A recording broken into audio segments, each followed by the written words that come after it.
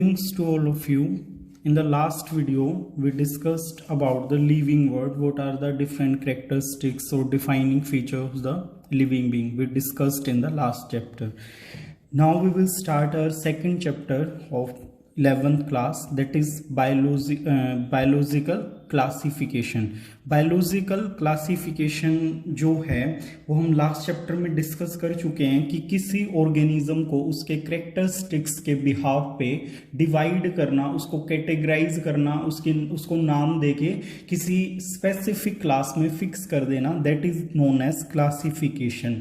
सो जो ये क्लासेस हैं या हमने टेक्सास पढ़े थे डिफरेंट टाइप के, जो फाइलम है, किंगडम है, तो वो किंगडम सिस्टम्स अलग अलग साइंटिस्ट ने या जो बायोलॉजिस्ट थे उन्होंने अपने अपने अकॉर्डिंग, अपनी थिंकिंग के अकॉर्डिंग, अपनी साइकोलॉजी के according time to time different type के क्लासिफिकेशन सिस्टम दिए। सो सबसे पहले जो अरिस्टोटल थे, he gave two kingdom system in which there were two classes, plants and animal। तो plants और animals दो कैटेगरीज में उन्होंने पूरे लिविंग वर्ल्ड को डिवाइड कर दिया। Further on the basis of size of plants उन्होंने क्या है, तीन कैटेगरी बना दी। हर्ब जो बिल्कुल छोटे प्लांट होते हैं, शर्ब जो झाड़ियां मीडियम साइज के प्लांट्स होते हैं, और ट्रीज जो लंबे पेड़ होते हैं बड़े साइज के, उनको ट्रीज में कन्वर्ट कर दिया। तो इस तरीके से उन्होंने एक सिंपल बायोलॉजिकल सिस्टम दिया, टू किंगडम सिस्टम। बहुत लंबे समय तक ये चलता रहा। Second, Ernest Haeckel gave three kingdom system. उन्होंने थ्री किंगडम सिस्टम दे दिया। उन्होंने क्या किया, जो यूनिसेलुलर ऑर्गेनिज्म है, सिंगल सेल वाले, उनको प्रोटिस्टा में फिक्स कर दिया। तो एक और क्लासिफिकेशन किंगडम इन्होंने यहाँ ऐड की और बाकी दो सेम रख दी, प्लेंटी एंड एनिमेलिया। तो अर्नेस्ट ने थ्री किंगडम सिस्टम दिया, वो भी काफी लंबे समय तक चलता रहा। इसके बाद Copeland gave the four kingdom system, he added Monera. तो इन्होंने प्रोकैरियोटिक ऑर्गेनिज्म जो हैं उनको भी इसके अंदर ऐड कर दिया। प्रोकैरियोटिक मतलब टाइप ऑफ सेल, प्रोकैरियोटिक है या यूकैरियोटिक है, उसके बिहाफ पे इन्होंने एक और किंगडम बना दी और तीन पहले वाली इसके साथ जोड़ दी। तो so this four kingdom system was given by the Copeland.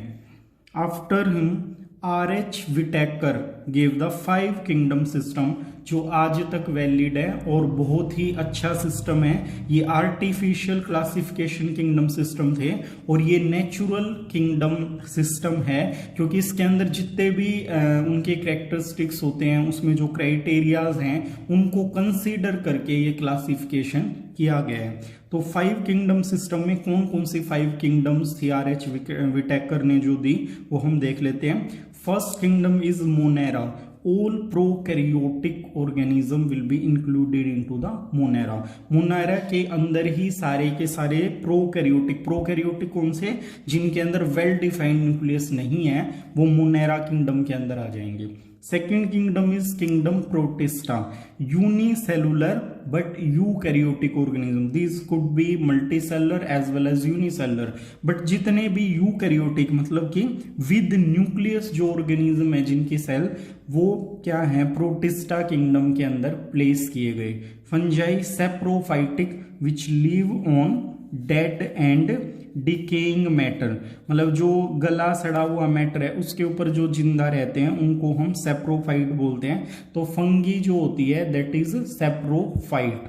Plenty kingdom autotrophs means which are having chlorophyll, so with the help of chlorophyll they will form their food and that is why they are known as autotrophs, मतलब self nutriting।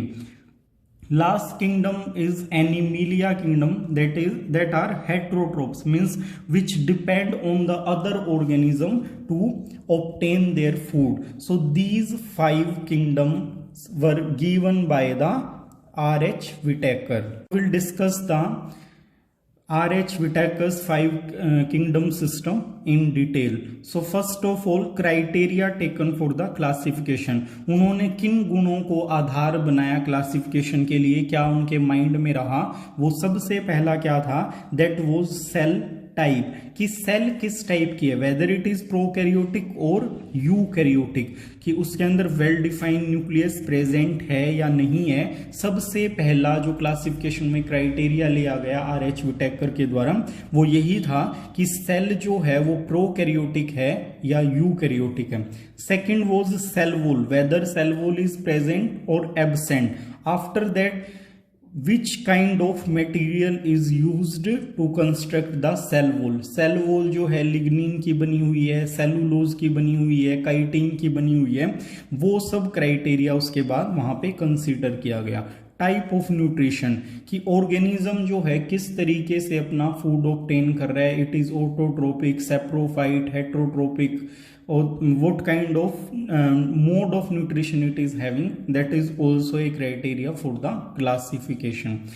Next is organization. Organization means is it cellular level, tissue level, organ level और organ system level, कि किस level का organism है, क्या एक cell से ही पूरा ऑर्गेनिज्म है, क्लस्टर ऑफ सेल से बना है, या क्लस्टर ऑफ सेल एक स्पेसिफिक फंक्शन परफॉर्म कर रहे हैं तो टिश्यू लेवल आ जाता है, तो टिश्यू के बाद कॉम्बिनेशन से ऑर्गन, ऑर्गन के कॉम्बिनेशन से ऑर्गन सिस्टम, और ऑर्गन सिस्टम के कॉम्बिनेशन से ऑर्गेनिज्म बनते हैं। तो उन सब चीजों को ध्यान में रखते हुए विटेकर ने ऑर्गेनिजम्स को क्लासिफाई किया। तो अब इन क्राइटेरियाज के बिहाफ पे 5 किंगडम सिस्टम कैसे आया वो हम देख लेते हैं। सबसे पहले उन्होंने लोअर साइड से हम शुरू करेंगे, कॉम्प्लेक्सिसिटी of the cell.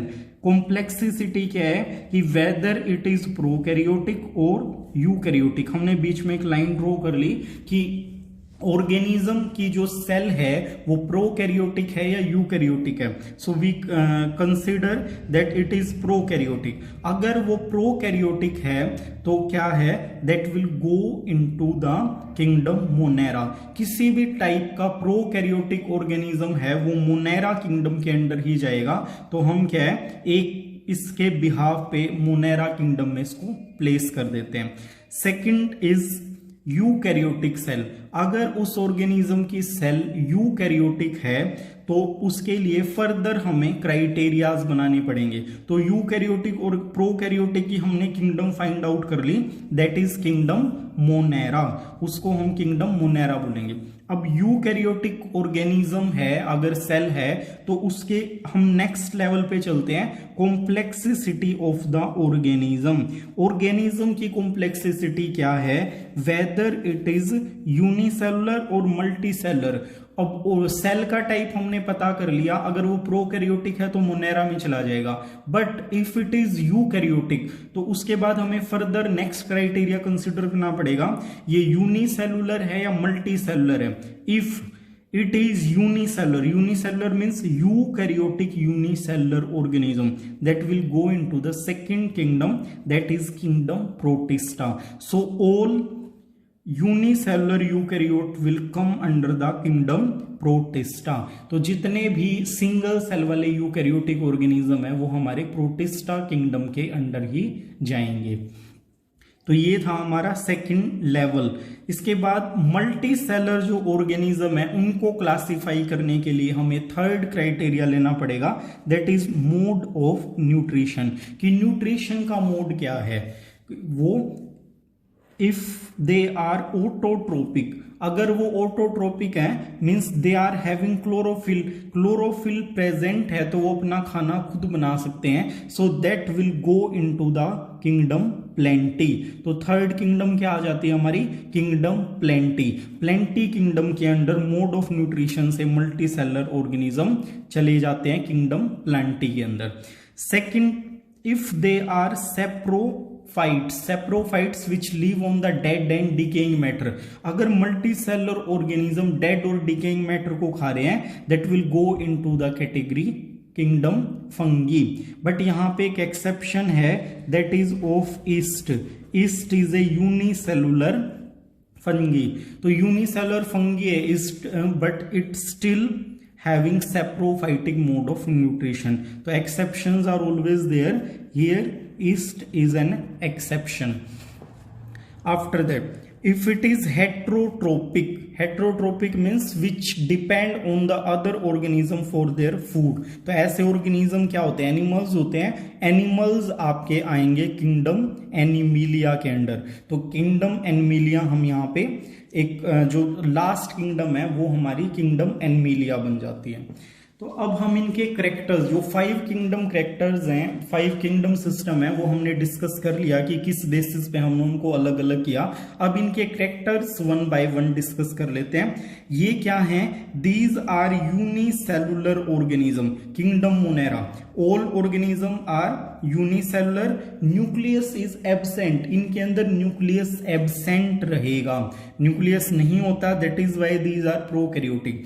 Cell wall present, cell wall इनके अंदर प्रेजेंट होती है। These could be autotrophic, heterotrophic और सेप्रोफाइटिक। तो तीनों मोड ऑफ न्यूट्रिशन ये आपके इन पोजेस कर सकते हैं, ऑटोट्रोपिक भी हो सकते हैं, हेट्रोट्रोपिक भी हो सकते हैं और सेप्रोफाइट भी हो सकते हैं। Second kingdom is Protista, these are unicellular. हमने इसी बिहाफ पे सबसे पहले इसको कैटेगराइज किया था कि ये यूनिसेलुलर है, but these are eukaryotic organism. So all eukaryotic unicellular organism will come under kingdom protista.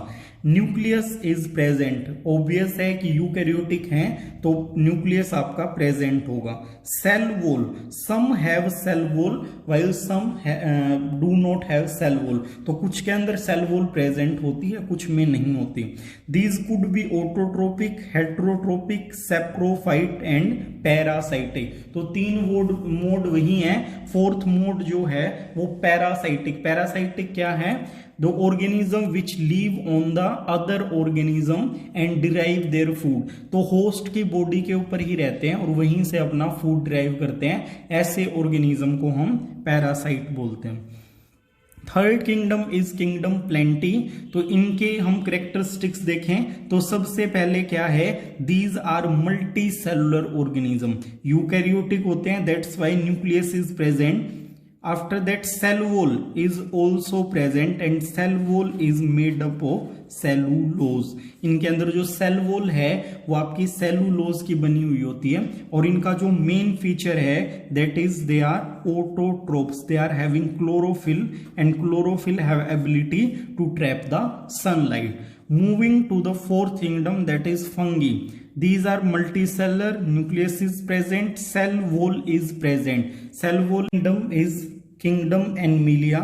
These are heterotrophs which will live on the other organism or derive their food from the other organism. These are multicellular, nucleus is present but cell wall is absent. Animal cell के अंदर कभी भी cell wall नहीं होता, तो ये इनका main feature होता है कि सेल वॉल जो है एनिमिलिया किंगडम के अंदर टोटली एब्सेंट रहेगी। So these were the different criterias and characteristics of the 5 kingdom system of RH Whitney. Discuss the Kinngdom Monera in detail. So including all prokaryotic organism, all of you are aware that in Monera kingdom there are all prokaryotic organism. किसी भी तरह के prokaryotic organism है, बस वो prokaryotic organism होना चाहिए that will come into the kingdom Monera, वो Monera के अंदर ही consider होगा।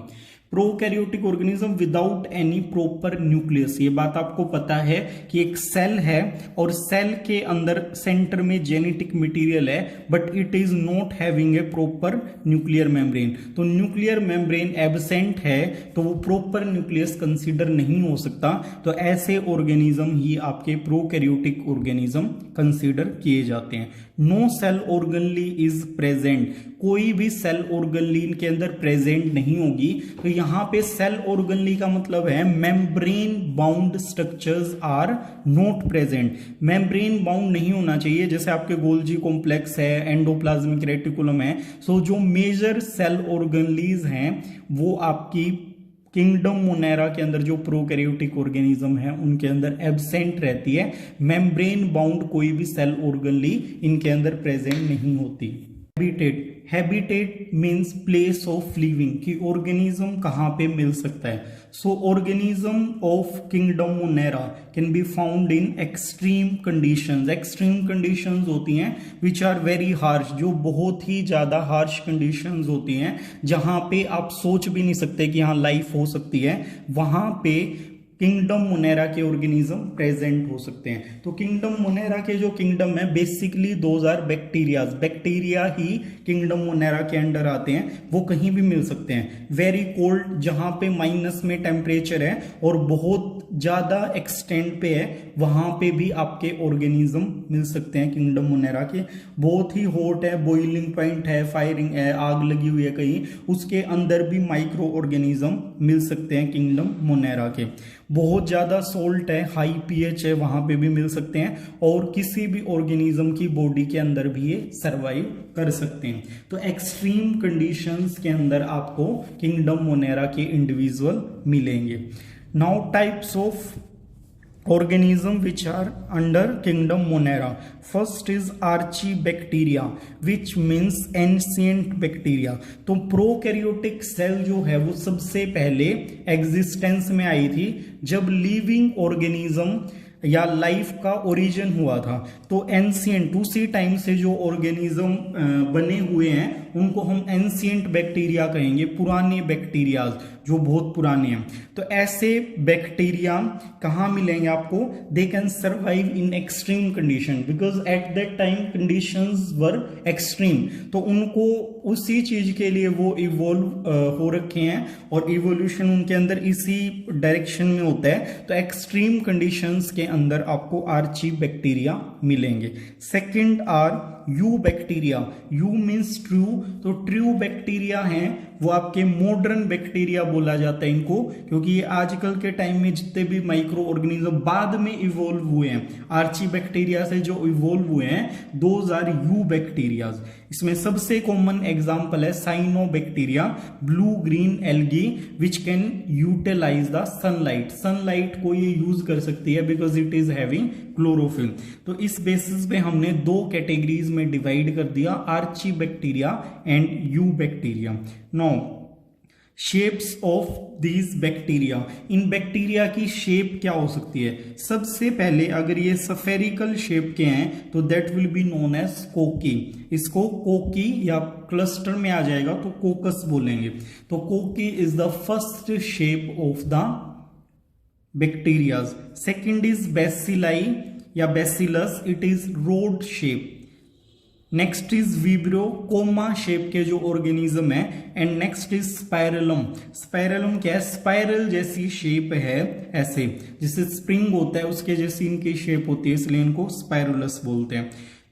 म्यूसिलाई इस शेप के माइक्रो ऑर्गेनिज्म या बैक्टीरियाज होते हैं। अब ये शेप के बेसिस पे हमने नाम दे दिया। अब इनके नंबर या अरेंजमेंट के बेसिस की अगर हम बात करें तो सपोज कोकी या कोकस जो है आपका, वो दो एक साथ प्रेजेंट है। If two are together that will be known as diplococcus. If they are present in chain like this that will be known as streptococcus. If they are present in cluster, गुच्छे की form में present है, स्टेफलोकोकस। स्टेफलोकोकस हो जाएगा। तो कोकस, कोकी word is the base, and after that if they are two are present together, diplococcus. If they are present in chain, streptococcus. If they are present in cluster, staphylococcus. And same with the bacillus, bacillus, streptobacillus and staphylobacillus. तो इस behalf पे आप इनको name दे दोगे कि वो दो एक साथ प्रेजेंट हैं, चेन में प्रेजेंट है या क्लस्टर में प्रेजेंट है, on the behalf of their shape. So this was all about the shape of